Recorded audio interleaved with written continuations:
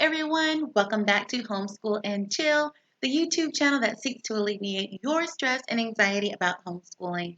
My name is Corinne, and if you are new to the channel, please make sure that you like, share, and subscribe, and make sure you click that bell so that you will be able to see all of the latest videos that I post here on this channel. Without further ado, I want to jump right into today's topic. It's something that I've heard a lot of homeschool parents asking about, and rightfully so.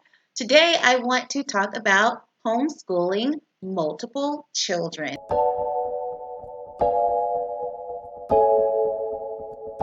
As if homeschooling one child alone didn't present enough challenges, there's an additional challenge when you have more than one child that you are homeschooling. And there are a lot of parents who wonder, how exactly do you do that? Especially if your children are not the same age and not at the same level with whatever they're learning. If you're kind of still in the traditional school mindset, it might seem a little difficult or frustrating. We're used to the mindset that children who are all the same age are in one classroom learning together, and children who are different ages are typically in a different grade in a different classroom.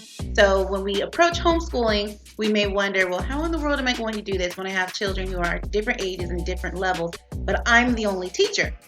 So I'm going to help you out with that. The very first thing that I would suggest to you is to do as many subjects as possible with all of your children. And you may be looking at me crazy thinking, well, if they're different ages, how in the world do I do that? Well, you take certain subjects that all of your children need to learn, and it's not so much something that they have to learn at the same exact level. So take, for example, if you are a religious homeschool, if you have a Bible class or whatever your religious class may be, that is something that all of your children need to learn, but they may not necessarily need to learn it at a different level. You can sit the whole entire family down and they can learn a Bible lesson together. They can have a devotion together, and whatever you want your children to learn at their level, you can diversify that with whatever activity or assignment that you give them. So you can give, for example, like I said, I'm going to use like a Bible class, for example, simply because we're a Christian family. And you can switch this to apply to whatever it is that you may need to teach your family. So if I'm teaching my girls a Bible class, or even if I'm teaching other children a Bible class, I may teach the creation story, okay? And it's a pretty basic story. It's pretty simple. But after I teach the general story of what happened, that there were 6 days of creation, there was 1 day of rest that followed on the seventh day, and all of these different things, then when I'm actually giving an assignment for a smaller child who's like in preschool, I might just have a coloring page. And I might just ask some basic questions about, who created everything, and, all these sorts of things.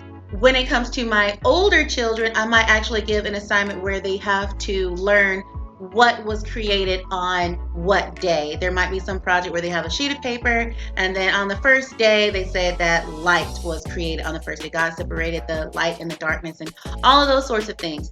And for an older child who might be a teenager, you might want to focus more on the whole creation story in Adam and Eve, where you focus more on, the power of God. Did you notice that light was created even before the sun and the moon and stars? So that shows the power of God, that He can speak, and that light was produced even though the things that we use to have light were not even formed or created yet. And that can be a deeper conversation on the power of God, and how even what we consider to be scientific laws don't have to line up with what God does. That God, He can even defy the laws of science. He can use them, but He's not bound to them. So that's one way that you can take one lesson that you've taught all of your children at different age levels, but you can adjust it depending on their level of understanding. So basically, you can do that for any subject, especially subjects like, I really recommend it for your religious classes that you may teach your children. I recommend that for your foreign language classes that you may teach your children. You can teach them some of the same words, but you might have more complex sentences or things that you have your older children responsible for learning, or the assignments that you expect them to turn into you.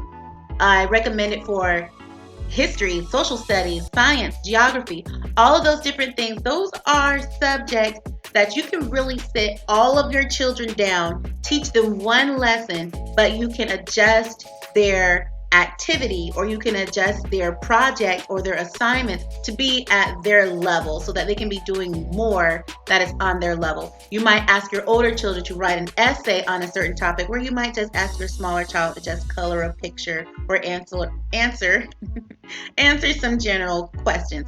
So I highly recommend it, like I said, for your religious classes, for history, social studies, geography, science, those different subjects, foreign language.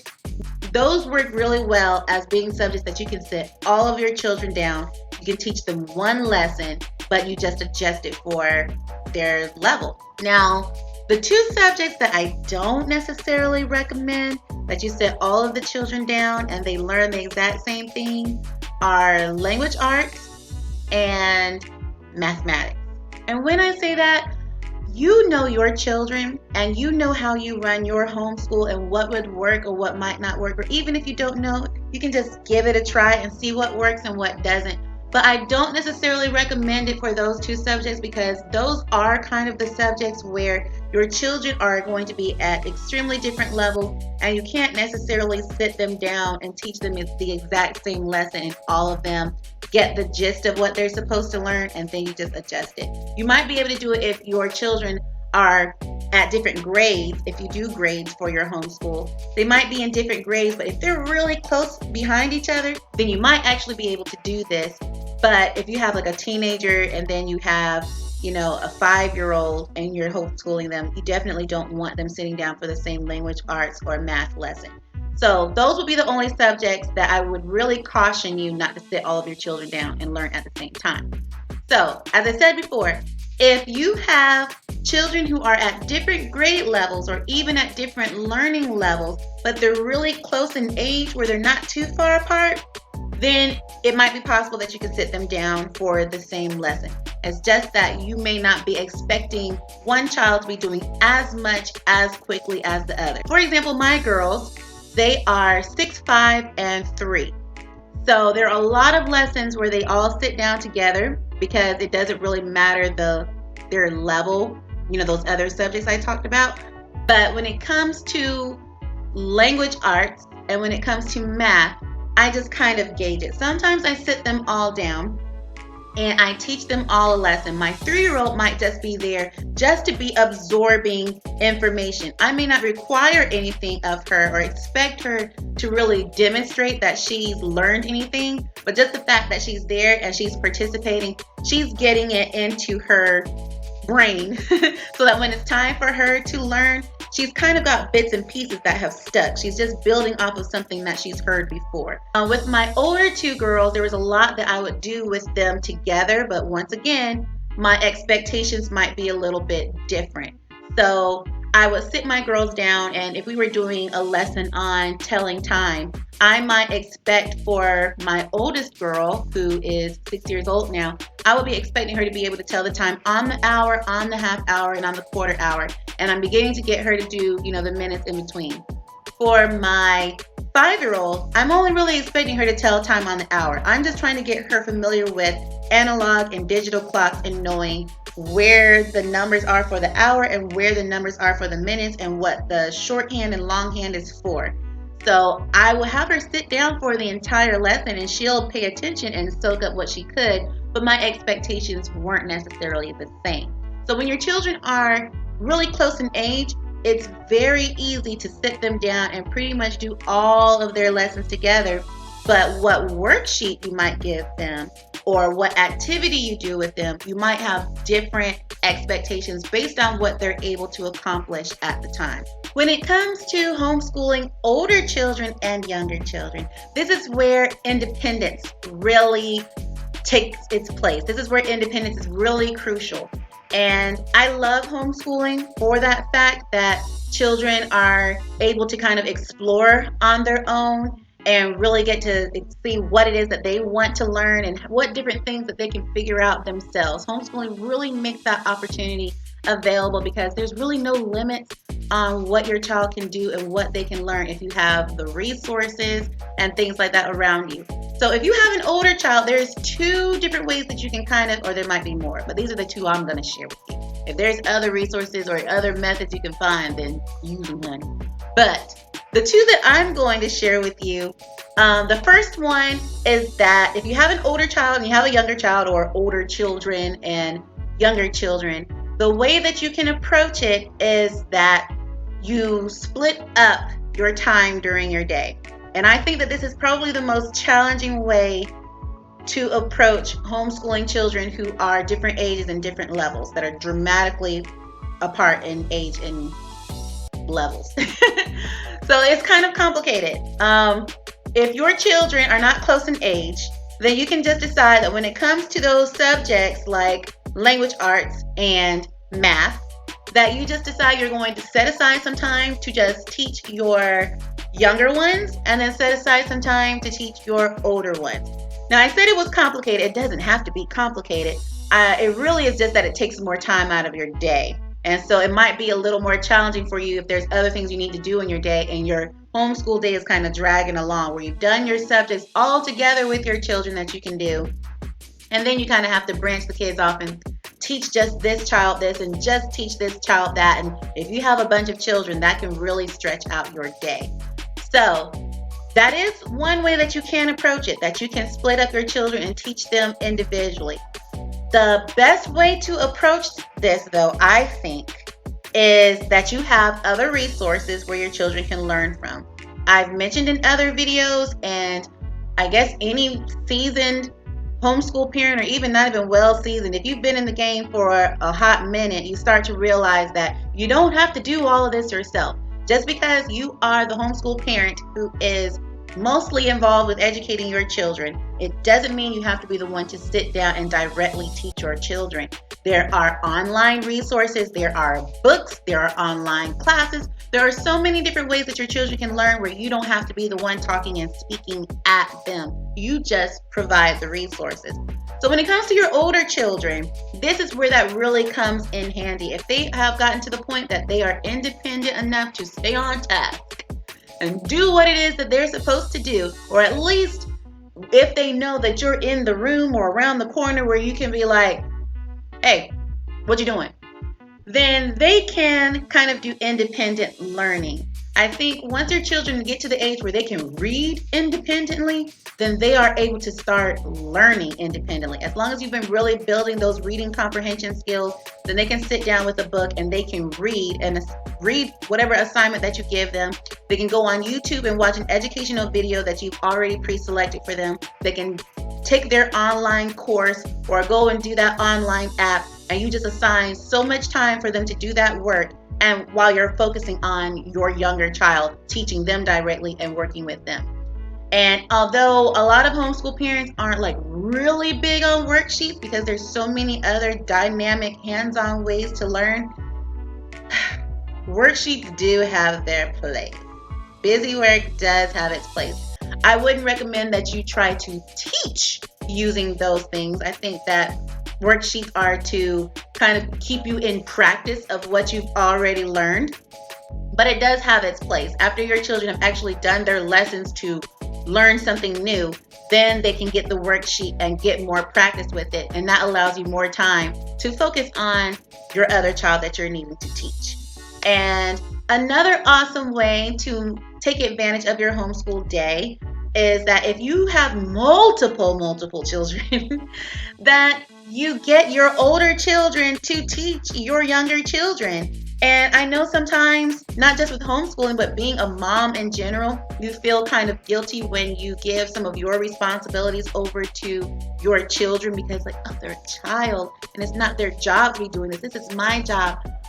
You don't want to just hand over the entire homeschool experience over to your children. No.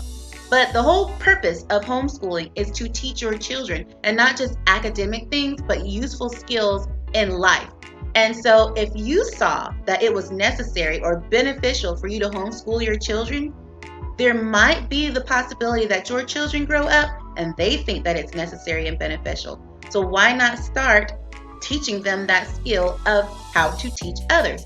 And not only that, but most teachers that you encounter will tell you that one of the best ways for children to learn and for children to, really develop and show understanding of something that they've learned is to teach it to someone else.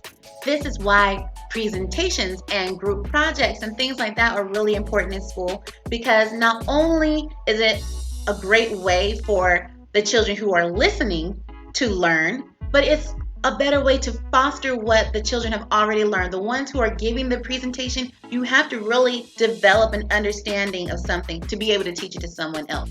So get your older children to tutor or teach something to your younger children so that they can build the skill of not only like really understanding what it is that they're teaching, but they can develop the skill of teaching so that they can have that skill under their belt for becoming a teacher one day or becoming a consultant. There's so many careers that deal with teaching others something else in a very effective way. I got tongue-tied.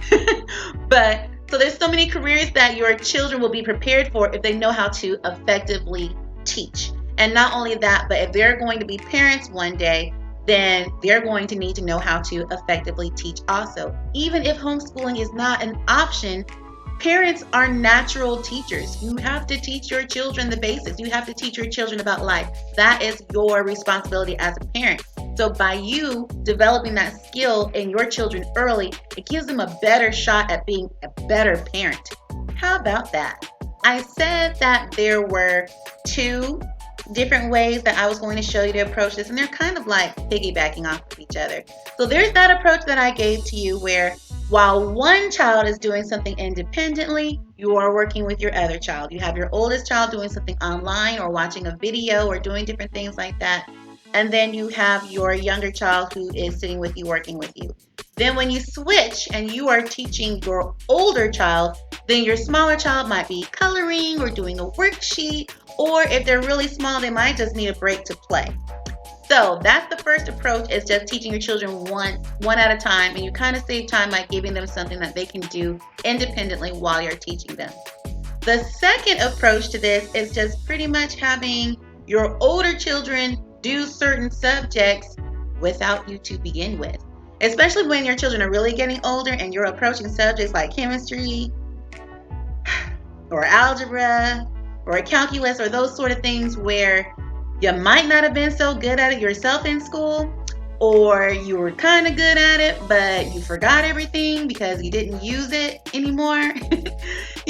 Make sure that your children they're getting someone else to teach them those subjects. And then that will save you time if you are not necessarily the one responsible for teaching them those subjects. There's too many resources out there for you to be sitting there trying to teach your children something that you may not be that great at, or just sitting there spending your entire day homeschooling when you could be saving time. There are people in your community. Check out what's going on in your community. There are certain things that are going on at your local library, your arts council. There's different businesses or organizations that might be hosting courses on different things, and utilize your local community college, especially if you have older children. Make sure that you get involved in that whole dual enrollment thing, because your children can be taking classes that can count as them being a homeschool high school student, but it can also count as college credit, which will eventually save you and your child some money in the long run. So utilize those certain things. If there's a chemistry class that your child could be taking at the local community college, by all means, drop that child off or have someone pick them up, or whatever the case may be. Have them go and take those classes at the community college, or go take a course at the library, or whatever it is, and count those things towards their homeschool experience so that you don't have to spend quite as much time doing that. If your budget seems to be a little more plentiful, then of course, purchase those apps, enroll your child in those online classes, take them to classes once this whole coronavirus thing mellows out. Take them to certain classes, or whatever the case is. If you've got the money, honey, then use it. If you're going to spend your money on anything, spend your money on your child's homeschool experience. That's not saying that you have to. If there's something that's for free, then utilize what's for free. And there's so many free resources that are available. But take advantage of those things, and don't feel like you have to teach your child every single subject or every single aspect of a subject. They can learn with somebody else. And that even applies for your smaller children too. There are apps and courses and different things like that for smaller children where you can kind of save yourself some time and energy. And that's one thing that I think comes from the traditional school mindset, that you have to directly teach your child everything. That is not the case. You can outsource for your children to be able to learn. Your main role can be the facilitator. That's actually a teaching style that, is encouraged in schools, but not quite so many teachers are able to take advantage of it, or they don't know how exactly to do that in a large classroom.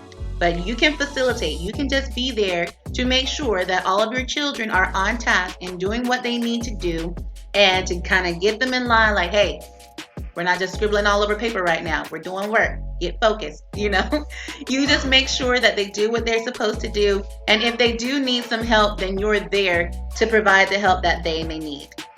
Once again, I said that I was sharing 2 different ways to handle homeschooling children who are at completely different age levels. But there's kind of a third way.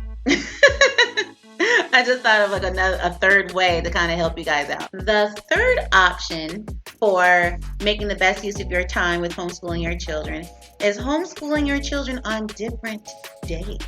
Now, you do have to understand, like, homeschooling is completely different from traditional school, and you can run it almost exactly how you want to. I mean, within the guidelines of your state for how many days that you have to homeschool and all of that good stuff. But you really could decide to just homeschool your children on different days. Now, traditionally in a regular school setting, children go to school for 5 days a week. You can decide to not do that many days. And most parents, they only homeschool for 4 days, or some do 3, and they just elongate their school year to make sure that they have enough days after only doing a short amount of days throughout the year. So one way that you can adjust everything so that you can have enough time and not have such a long day is just to homeschool your children who are smaller on certain days, and then homeschool your older children on a completely different day. So that can kind of help you out there. So it's just really a matter of preference and what works best for your family, of what kind of lifestyle you live, how busy you guys are, what kind of activities that you're involved in, that really dictate which method might work for you. But the 3, not 2, the 3 different ways that I've shown you is that, if you have much older children and much younger children, you can just teach them at different times of the day and try to give them something independent to do while you're teaching one other group. The second method is to just completely outsource your older children's work, other than, the things that your family does all together. Those other subjects that are math or language arts, you can send them to the community college. You can send them to someone else who they can do an online course or whatever, and you just mainly focus on teaching your language arts and math to your smaller children, or vice versa, or both. It just depends on what works best for you.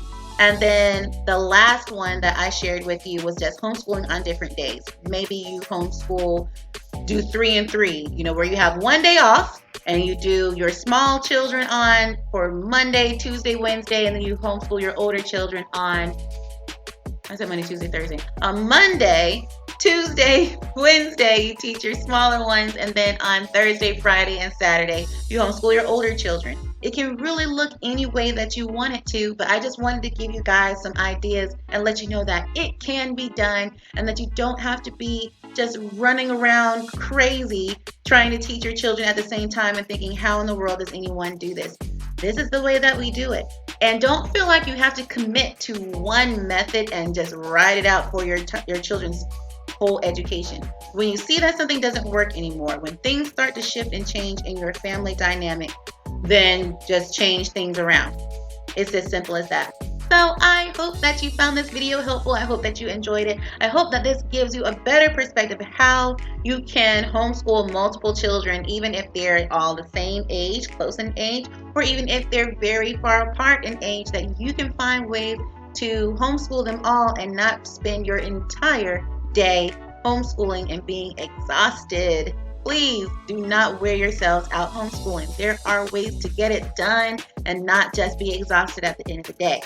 So I hope that this was helpful. And if you did like this video, I hope that you like, share, and subscribe. But most of all, Love yourself. Bye, loves.